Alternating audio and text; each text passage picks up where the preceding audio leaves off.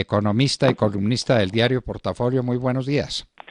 Buenos días, Fernando. Un saludo a usted y a sus oyentes de La Hora de la Verdad. Bueno, si le parece, empecemos por el final.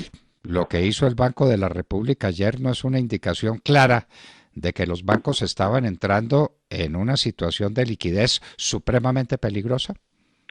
Así es, Fernando. El primer comunicado del Banco de la República, del Ministerio de Hacienda, pues dan un parte de tranquilidad, pues que es importante para los agentes económicos, pero en la reunión de emergencia de ayer en la noche se adoptaron medidas tendientes a facilitar, a mantener la liquidez, porque el nombre del juego en esta situación de tormenta perfecta es la liquidez, porque estamos en una situación histórica única en los últimos años, en los tiempos modernos, donde se juntan dos elementos sumamente perturbadores. Por un lado, lo que usted menciona, la guerra del petróleo, que llegó a su punto máximo con un aumento de la producción por parte de Arabia Saudita en respuesta a la negativa de Rusia a establecer un acuerdo marco, en el marco precisamente de la OPEP, para reducir la producción de petróleo, en vista de que la demanda pues había aflojado lo suficiente como para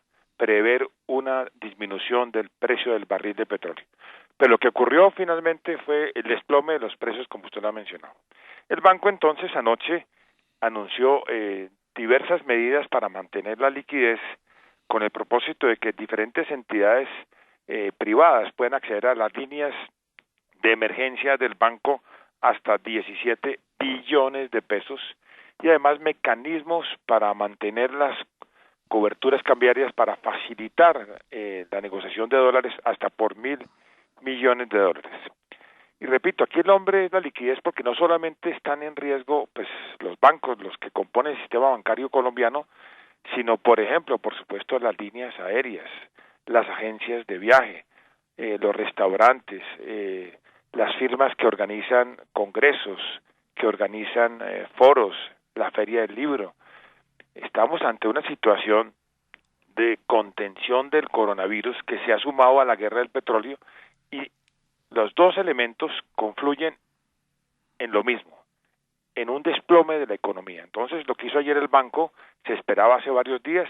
Las medidas son importantes para precisamente tratar de morigerar el efecto, el alza brutal de la tasa de cambio, que ya pasó la barrera de los 4.000 pesos por un lado, y por otro los problemas de liquidez que se prevén, porque evidentemente pues es muy interesante y hay que hacerlo, pues trabajar desde la casa, pero eso quiere decir que el comercio, por supuesto los cines, los restaurantes, los bares, las discotecas, todo lo que tenga que ver con turismo van a sufrir, porque no va a haber clientes, porque precisamente tienen, como parte de la fase de contención de esta pandemia de coronavirus, deben posiblemente quedarse en su casa durante unos días, semanas y quién sabe cuánto tiempo más, Fernando. ¿Quién sabe cuánto tiempo más? 17 billones de pesos es un mundo de dinero. Es decir, eso estaba indicando que el sistema financiero estaba en una situación de extrema iliquidez. La gente, ¿qué es? ¿La gente sacando su dinero? ¿La gente pagando las obligaciones que tiene en el exterior a cualquier precio antes de que sea demasiado tarde? ¿A qué le atribuye a usted este problema de liquidez en este momento? Bueno, es que los negocios en general pues tienen apalancamiento. En este momento en la economía mundial y en la colombiana pues hay un nivel de apalancamiento que en algunos sectores puede ser normal para el giro normal de los negocios.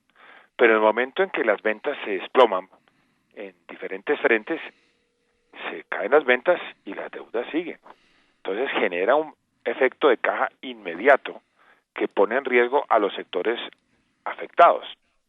Y eso hace necesario que, por supuesto, tengan que conversar con los bancos. Seguramente van a tener dificultades para pagar sus créditos, y entonces se crea un efecto de bola de nieve del sector real al sector financiero y, por supuesto, al resto de la economía, y esto se transmite muy rápidamente. Y la lectura que hizo correctamente el Banco de la República ayer por la noche es que estamos ante una emergencia no solamente sanitaria, que ya la declaró el gobierno nacional, sino una emergencia económica. Las dos confluyen, repito, en el mismo punto. Entonces lo que está haciendo el banco es adelantarse un poco a lo que se podría prever, que es un apretón sumamente fuerte en materia de liquidez. ¿Era lo que se podía prever o era lo que estaba ocurriendo? Pues yo creo No que sé. una combinación de las dos cosas porque, digamos, las cancelaciones, usted vio, por ejemplo, el gobierno nacional conjuntamente con el BID canceló de manera preventiva pues un congreso muy importante. Se iba a realizar la asamblea del BID en Barranquilla. Eso, por más de que se postergue para el mes de septiembre, genera pérdidas porque todos los proveedores de bienes y servicios para ese magno evento pues ya se habían contratado, algunos se habían pagado, la gran mayoría. Todas las pérdidas son reales y cada concierto que se cancela pues genera unas pérdidas. Que las pérdidas generales para el sector turismo están tasadas alrededor de 110.000 millones de dólares este año. Entonces, todo lo que tenga que ver con turismo, desplazamiento de empresarios para asistir a foros de negocios, congresos, todos están cancelando y por supuesto estas cancelaciones implican que alguien está dejando de pagar y por tanto alguien está dejando de recibir los recursos por los servicios que iba a prestar en este mes de marzo y abril. Hoy casualmente estamos hablando que hoy es viernes 13, es uno de los días que, de acuerdo con la sabiduría popular, es ni te cases ni te embarques, ¿sí?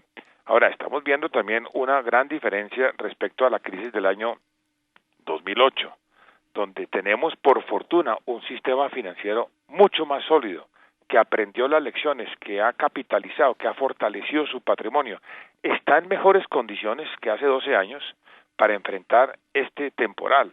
Pero es que este temporal es una tormenta perfecta, Fernando. Entonces yo sí creo que lo que está haciendo el banco es anticiparse a lo que podría presentarse, a sabiendas de que el sistema financiero que compone el sistema financiero colombiano es mucho más sólido que hace 12 años. Por fortuna lo es, porque Colombia sí está en mejores condiciones que hace 12 años para enfrentar lo que se viene. Lo que pasa es que nadie sabe cuándo vamos a tocar fondo, Fernando. Una de los orígenes o de las fuentes de endeudamiento obvio son las deudas que contraen los comerciantes o los mayoristas o como quiera que sean, que importan cosas para el mercado nacional, tanto como materias primas, como productos intermedios, como productos finales. Esa transferencia al consumidor final se tiene que hacer hoy o mañana. ¿Hay alguna previsión? ¿Alguien se ha anticipado a pensar qué vamos a hacer con un resurgimiento de la inflación que va a estar muy por encima del rango meta, salvo que ocurra algún milagro, nos parece a nosotros? Sí, hay varios factores que determinan la inflación. Los fundamentales de la economía en materia inflacionaria son normales o eran normales hasta antes de la declaratoria de pandemia a nivel global por un lado y por otro la guerra del petróleo. Hasta hace 2 semanas nadie pensaba que podría haber un brote inflacionario, pero usted tiene razón, obviamente con tasas de cambio por encima de 4.000 pesos y dado que el país importa aproximadamente 14,5 millones de toneladas de alimentos, pues puede haber un efecto de oferta aquí sumamente complejo que se traduce en mayores tasas de inflación y yo creo que parte de eso debe estar ya factorizado en la ecuación de análisis del Banco de la República. Porque fíjese, verá, Fernando, que hay algo que no ha hecho el banco, es bajar las tasas de interés. En general, la respuesta de los bancos centrales, Estados Unidos, Europa principalmente, inclusive en Brasil, fue bajar las tasas de interés para aliviar la situación que podría tener en materia de costos el sistema financiero y, por supuesto, la economía en general. El banco tomó medidas muy importantes, pero no bajó la tasa de interés. Y no lo hizo pensando en otro elemento que también es importante, además de la tasa de inflación por un lado, sino por el otro, en que Colombia tiene una situación muy complicada en materia externa, relacionada con un déficit en la cuenta corriente de balanza de pagos que hoy día es de 4.3%, pero que va a llegar fácilmente al 5%. ¿Por qué? Porque esto va a impactar las exportaciones negativamente. Las importaciones pueden bajar, pero lo hacen siempre más lentamente. El déficit seguramente tiende a subir. La cuenta de capitales seguramente puede también sufrir y si llegan a bajar la tasa de interés, pues podría haber un fenómeno complementario muy adverso para la economía colombiana y es que salieran las inversiones de portafolio y generara una situación de balance de pagos más grave de la que ya tenemos. El otro elemento que es preocupante, además de lo que usted menciona de inflación y que he mencionado de la balanza de pagos tiene que ver con la tasa de desempleo. Colombia tiene una tasa de desempleo elevada del 13.1% según los últimos datos del DANE, y eso refleja en parte que el sector real de la economía, lo que es agricultura, industria y el sector minero energético, no están aportando los empleos que se requieren.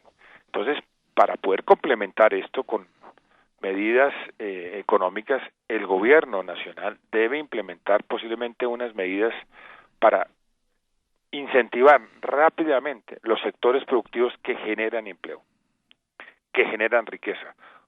Más allá del teletrabajo, tiene que haber unas condiciones especiales, adicionales, ya se han hecho para el sector aeronáutico, para el sector turismo, pero para la economía en general, para los que generan empleo. Porque estamos, repito, como lo dije al principio, y lo dicen pues, la prensa nacional, estamos ante una emergencia nacional, no solamente a nivel de salud, sino por supuesto de la economía colombiana, derivado pues de lo que está pasando a nivel internacional. Entonces, la inflación es una preocupación, pero no es la única, Fernando. Entonces el gobierno tiene que emplearse a fondo. Este es el momento para sacar lo mejor del gabinete y del equipo económico del presidente Duque, conjuntamente con el Banco de la República, para hacerle frente a una situación muy compleja, porque antes de amanecer, recuerde, Fernando, va a ser mucho más oscuro, y para eso hay que esperar, habrá un rebote seguramente para el segundo semestre, pero es que estamos todavía engarzados en el primero, estamos en marzo. Entonces, esperando que estas cosas van a mejorar, van a empeorar antes de que amanezca en materia económica, Fernando. Y subrayemos la gran debilidad que tiene el sector externo de la economía colombiana.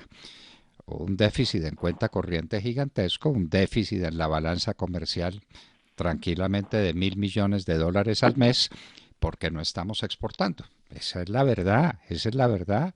Y hoy salieron los datos de productividad y los datos de productividad son muy bajos. Y no hay una mentalidad exportadora ni tenemos que exportar porque estábamos muy cómodos viviendo de las bonanzas petroleras y, digámoslo con toda franqueza, viviendo del narcotráfico. El Banco de la República muy orondo recibiendo $8.000 millones al año de transferencias, de los cuales más de 6.000 de supuestas remesas. Entonces, la verdad hay que decirla y la situación hay que enfrentarla como es y no con mentiras. Tenemos un déficit, una situación, una fragilidad muy grande en el sector externo de la economía y eso es muy duro de corregir, doctor Espinosa.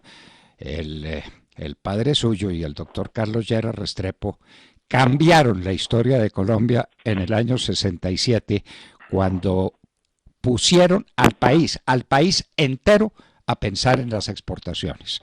¿Hay algo parecido ahora? Pues tiene usted razón, Fernando. Nosotros abandonamos la promoción de exportaciones realmente hace muchos años. En 1991 se partió al Fondo de Promoción de Exportaciones de Colombia, llamado PROEXPO, creado por la Decreto Ley 444 de 1967, que ha sido un modelo en América Latina, y se partió y se convirtió en tres entidades, Procolombia hoy día, Bancoldes y Fiducoldes. Y la verdad es que la eficiencia de estas entidades en materia de promoción de exportaciones es muy inferior a lo que teníamos hace unos 30 años. Yo diría que en mi criterio, desde 1998 no tenemos un verdadero plan de promoción de exportaciones. La verdad ha habido complacencia no solamente de esta administración, sino de todas las administraciones, donde el modelo es muy favorable para la importación. Mire la otra noticia que debería ser también de mucha preocupación, es que el gobierno nacional acaba de anunciar que Bioenergy se va a ley de insolvencia. Eso es sumamente grave. Bioenergy es parte del complejo energético de Ecopetrol, pero esta compañía que produce etanol en los llanos orientales se quebró en buena parte por el aumento anunciado de las importaciones subsidiadas de etanol de los Estados Unidos. Realmente que se han tomado el 60% del mercado y ponen en riesgo $1.200 millones de inversiones privadas y públicas. Ya las públicas sabemos cuál fue la noticia es que Bioenergy se va, pero es que este fenómeno de las importaciones desbocadas, y si son subsidiadas, pues hay una competencia desleal, pero no hay quien le ponga el cascabel al gato, Fernando, esa es la realidad.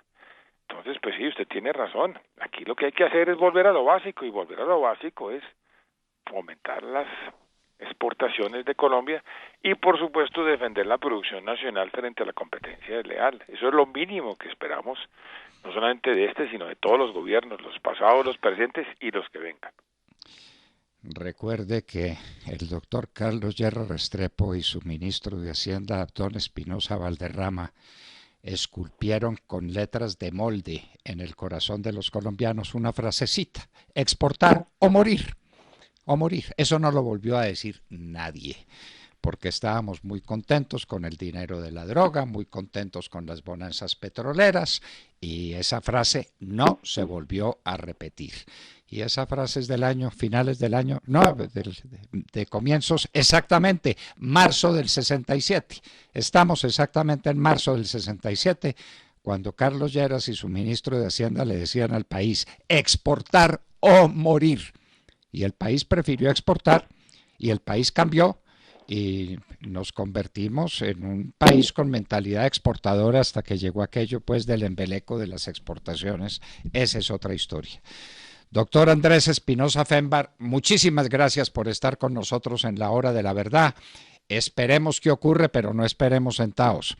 Tengamos una actitud positiva frente a la vida, y entendamos cuáles son las deficiencias de una economía que se convirtió en una economía importadora y en una economía que se dedicó a vivir barato con productos non santos que le inyectaron tanto una bonanza petrolera de un momento y no para siempre, y sobre todo de la plata del narcotráfico, como lo demuestra Andrés Felipe Arias en un estudio que seguramente usted conoce.